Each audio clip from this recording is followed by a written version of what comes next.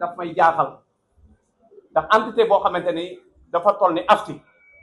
est-ce que forcing moo war a dox ci biir AFTI bu fekkoon consensus am na ñu toog waxtaan am na ay dossiers yoo xam ne dafa nekk ci yoon ñun waxuñu kenn moo gañe waxuñu kii moo gañe far yàlla def ñu xëy suba décision juge tegu ñoom dañu waroon ànd ak seen xel xam ne affaire bi ñoom rek moomuñu ko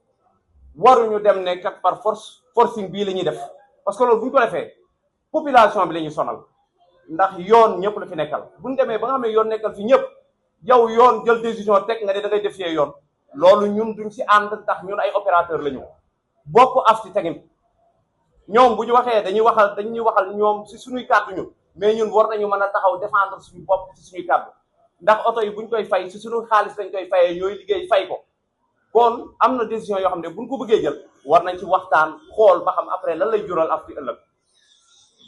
ndax AFTI transport bi muy def état daf ko dénk ne doxal leen tey état fexe na ba gis ne ni AFTI ñun ñoo ngi fiy liggéey boo xamante ni kii ku leen topp xam nu ñu def indi BRT indi TER kon ñun suñu wàllu bopp état mi ngi commencé xam ne liggéey bii kat ñii di liggéey nii la kon ñun war nañ gën a góorgóorlu gën a innover transport bi def ko defin boo xamante ni mooy gën a rafet ba population bi man si jot. tamit duñu taxaw fii kenn di ko néewal doole parce que ñun lii lañ doon xaar ci transporteurs yi waa AFTI ñi nga xam ne ñooy njiit ci lii lañ leen doon xaar pour seeni liggéeykat keneen dem defal leen ko nag kon kooku ñun dañ ko war a sant épaulé ko jàppale ko ci liggéeyam bii mu xam ne day jëm ci kanam lu mu leen di wax nag mooy ñun ñëpp ñu bokk ndey bokk bàyyi xam ne ni transport bi ñun ñoo ko mën a jëmale kanam parce que secteur bii ñu nekk dañ ko war a innover parce que tey jii suñu demee ba jël BRT TER jox ko ñeneen tey su ma doon wax AFTI tey moo waroon gérer BRT gérer TER tey su fekkoon ne am na nu ñu mel tey loolu yëpp seen loxo lañ ko doon teg mais loolu dañ ko war a soppiwaat parce que lii ñu def tegul ci yoon li may wax nag ñun ñëpp en tant que les transporteurs ñu jàpp ni xam ne ni lii ñuy liggéey yéen tax ñu koy liggéey te yaakaar naa ne ku gis sa njariñ war nga fa dem Moustapha Ndiaye naxul kenn te yaakaar naa ni prêt yi muy def ñu ci bëri bénéficier wu nañ ci parce que ñenn ñi sax li ñuy def mooy dañuy xaar kenn koo xam ne sonn na ba bëgg a dee mënutul defar otoom ñu xaar naan ko jaayal sa oto kon xaalis boobu ñuy encaissé dañ ñu war a wax fan la dugg parce que tamit man dama ne comité de normalisation boobu seen rapport bi dañ ko war a leeral transporteur yëpp xam ne xaalis bi fii la dugg ñuy lekk xaalis bi fekkee dañoo lekk xaalis bi ñu topp leen ci yoon ñu génne xaalis bi parce que xaalis bi moomuñu ko c'est pour les travailleurs pour cotisation yi ngeen di def pour liggéeykat yi moo tax ngeen def ko ñu teg leen ci dans des bonnes conditions tey jii soo leen xoolee tey contrôleur bi néew ci système bi oto yaa ngi wàcc oto yu bëri wàcc nañ mais contrôleur yi ba léegi yokkuwul li fi newoon ba léegi moo fi nekk transporteurs yi bëri dañuy jooy naan sunu xaalis ñi ngi fay sunu xaalis te duñu contrôler seen oto billaahi laa la wax contrôleur yi ñi ngi liggéey bu am solo ci réseau bi mais effectif bi matut condition yi difficile la ñuy liggéey kon ñooñu noonu tey jii ñooñu lañ gën a war a mën a taxaw parce que ñoom tey jii ñooy sàmm alalu transporteurs yi loolu lu ñu war a gëstu la li may wax rek mooy ñiy génn di imposer ne bis bu ñu arrêté machines yi dañuy dem grève majeure partie yi sax amatuñu ay oto ay benn oto la ñu yor kon suñu xool ñooñu di menacer li ñu war a wax mooy nañu wax xaalisu Cap-Trans bi fan la dugg loolu la ñu war a njëkk a lijjanti seen travailleur ñu nekk dans des bonnes conditions ku def 20 ans de service sans contrat ni IPM ni caisse de sécurité sociale ba pare yow ngay dem di lijjanti këru jàmbur kon loolu lañ leen di woo ñu dem lijjanti Cap-Trans bii xam ni moom lañ jox kii d'exploitation yi ñoom ñu dem gëstu lan moo fa nekk ba pare ñu soog a lijjanti këru jàmbur benn ci côté bi contrôleurs yi amee problème muy régulateurs yi ñu créé seen coopérative d'habitat ndeysaan ak seen salaire bu néew ñu daan cotiser 2000 francs par mois pendant 4 ans ñu koy cotiser di organiser seen activités ba tey ñu am coopérative d'habitat boo xam ni ñu ñëw wax leen ko tey jii bañ leen ni waxee ni da ngeen war a dugal acompte de 25 millions pour ñu am 130 terrains yooyu tey jii dañoo ñëw fii xam ni fa la ñuy liggéeyee muy Cap-Trans AFTI ñëw wax leen suñu proposition ni dañoo bëgg ngeen jàppale ñu mun a dugal suñu acompte boobu parce que yàlla wërsëg nañu ba ñuy liggéey si 3 ans yi am nañ suñu caisse plus de 10 millions kon loolu noonu xeebuñu ko en tant que liggéeykat ba ñu ñëwee wax ñu ko dañ ñoo boycotté waxuñu sax lu ci jëm ci la ñu xool nag xool kii muy Moustapha Ndiaye ñu def délégation ñëw fii mu recevoir leen ba mu ko recevoir mu ne amul benn problème dinaa leen jàppale mu yëkkati 15 millions jox ñu ko ñu complété ak suñu 10 millions dem joxe suñu acompte pour les 30 terrains kon loolu noonu ñun duñu seetaan Moustapha Ndiaye kenn di ko tër duñ ko seetaan. am na leneen tamit lu ma ciy dolli mooy ñu dem ba ci kanam Moustapha Ndiaye jël engagement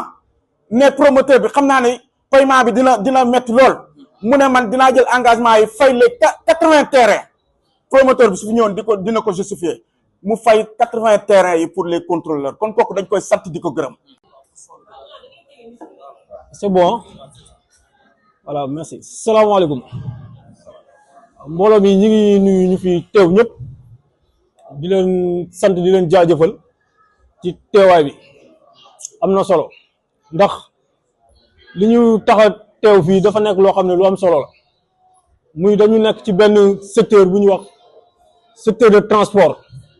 ñu bokk ci AFTU nekk ay membre man maa ngi tudd Dame Sow bokk Avenir Sénégal kon am na loo xamante ni tey ñun bëgg nañ ko leeral fii état mu yëg ko en même temps population bi aussi ñu yëg ko parce que concerné leen ñun aussi parce que ñu ngi dégg ay menaces ne bu ñu demee ba saisir ay machines yoo xamante ni dañ ne contrefaçon la dañuy paralyser secteur bi ñu xamal ne ñuy wax loolu ñoom ci AFTU lañ bokk ñun ci AFTU lañ bokk mais ñoom loolu ñu wax ñoom loolu ñoom la concerné mais ñun loolu concerné wuñu parce que ñun suñu oto yooyu di daw ñuy am dépense ñun ci loolu la ñu yaakaar kon ñoom loolu ñu wax ñoom la concerné li ma ci bëgg a dolli aussi muy Moustapha Ndiaye souvent dañuy wax ne day xeex AFTU mais contrairement parce que ñun bu fekkee ni dañu nekk ci ay GIE bu ñu nee GIE dañ ne mouvement d'intérêt économique membre bu nekk di cotiser sa xaalis par jour mais boo paanee mënuñu la dépanner mais dañ lay seetaan sa oto foofu ba mu dem mujj dem feeraay Moustapha ne léegi loolu du ma ko seetaan créer lu mel ni artu di ci jàppale transporteurs yi ba benn oto léegi dootul taxaw ci mbedd mi di pan waaw mais loolu li ñu ciy wax mooy état ci boppam sax bu fekkante ni loi daf ko daan mais état day nangu daan yi ko loi daan léegi ñoom ci yan critère lañ teg na ñoom du ñu nangu décision justice ci yan critère lañ ko teg parce que lan dañ bëgg a teg pression mais justice moom moo sut lépp bu fekkante ni justice dafa tranché nekk ay la yoon Moustapha Ndiaye moo am dëgg léegi ñoom ñu ne dañuy paralyser réseau bi pour lan seen ay quelques membres yoo xamante ni ñoom seen ay intérêt personnel la ñuy sóoraale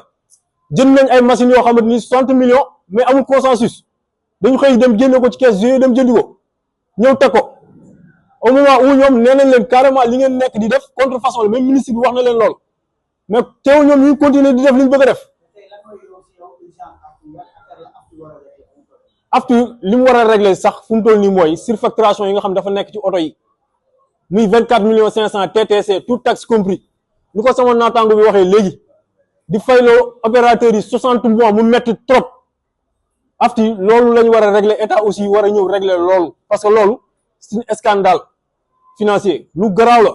24 millions 500 TTC opérateurs yi di fay 60 mois 729 160 kooku c'est 40 quelques millions loolu dafa jéggi dayo loolu sax tax na ba opérateurs yi kenn mënu si gis sa bopp pour mën a dépanner sa oto comme ni mu waree employé di am seen salaire comme ni mu waree mais loolu rek tax na AFTU mën na suuxe non problème bi am AFTU loolu man yàgg naa ak interpeller état na ñëw auditer AFTU parce que AFTU benn lobby moo fa nekk depuis Ablaye Gueye décédé ba léegi président par intérim moo fa nekk c'est pas officiel fi nekk kenn falu ko ay lobby moo ko fa teg moo tax surfacturation bi am fa mais liñ gars yi daan fay traite matu sax 400000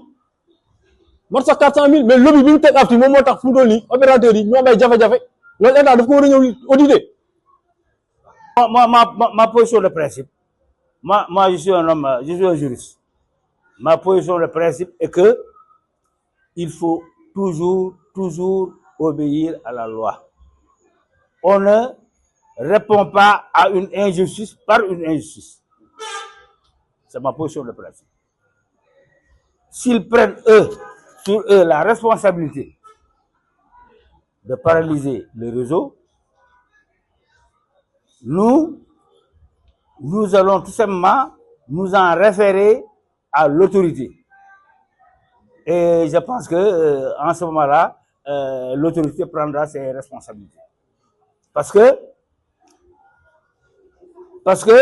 je rappelle que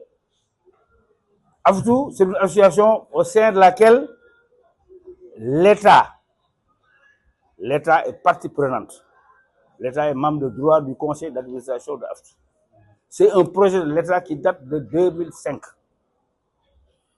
avec l'appui, l'accompagnement de la Banque mondiale. C'est un projet de l'État. Ce n'est pas des privés qui sont venus, qui ont créé leur entreprise. Non. Bien sûr. C'est ça. Bon, alors, nous sommes dans un état de droit. On doit tous être des citoyens modèles, des patriotes. Même l'État doit se conformer à la règle de droit. Récemment, bon, vous êtes de la presse, combien de fois le ministre de la Communication a pris des mesures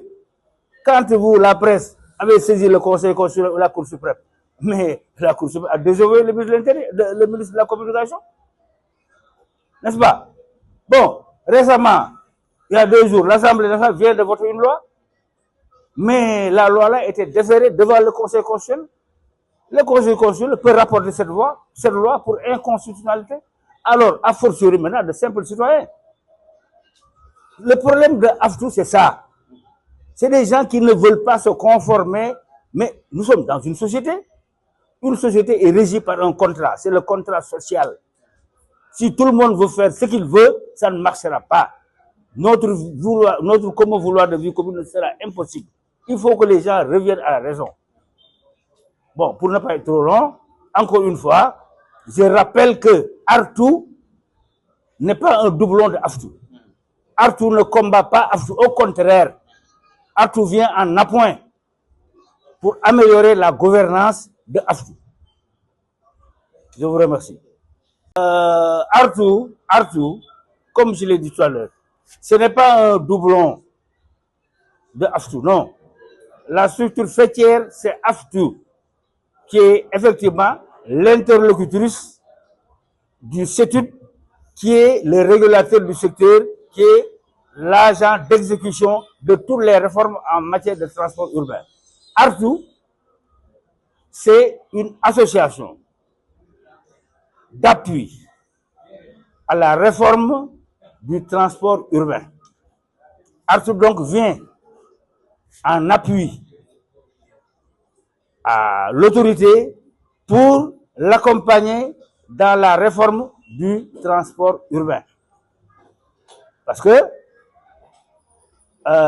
au sein de AFTU, il y a toutes les compétences. Au sein de AFTU, il y a toutes les compétences. AFTU donc veut s'investir dans la mutualisation. D'ailleurs, la mutualisation était d'abord l'esprit qui avait animé l'État en mettant sur place AFTU. Parce que le modèle là a été dévoyé. Ce n'était pas le modèle original. Le modèle original, c'était la mutualisation. C'est ce qui a amené d'ailleurs tous ces problèmes-là.